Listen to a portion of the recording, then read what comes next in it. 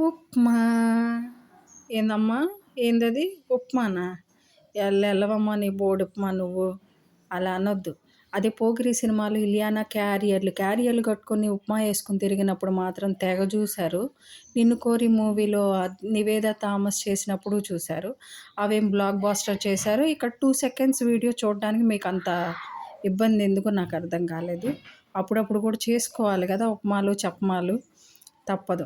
ఇష్టం ఉన్నా లేకపోయినా అప్పుడప్పుడు తినాలి. ఇదిగో అల్లం ముక్కలేదో యేసానులే గానీ అది షో ఆఫ్ కోసం యేసా.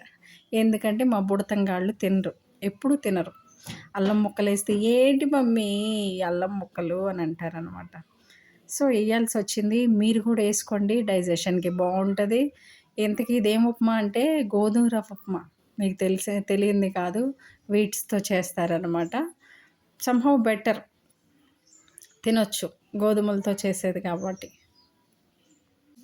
బ్యాచిలర్స్ ఈజీగా చేసుకునే టిఫిన్ ఏందయ్యా అంటే ఉప్మా. ఏందమ్మా? ఇంకోసారను. ఉప్మా.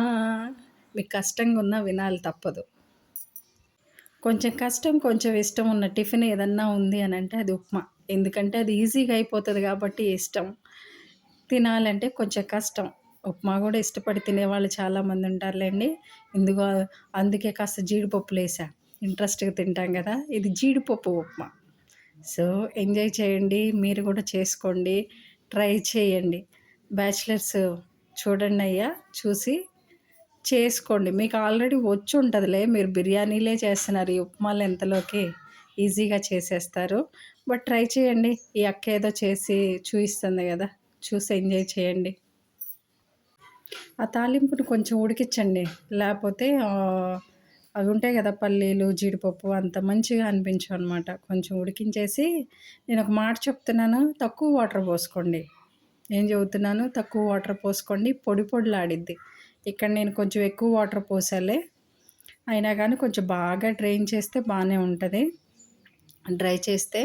సో, మీరు తక్కువ పోసుకొని వండుకోండి.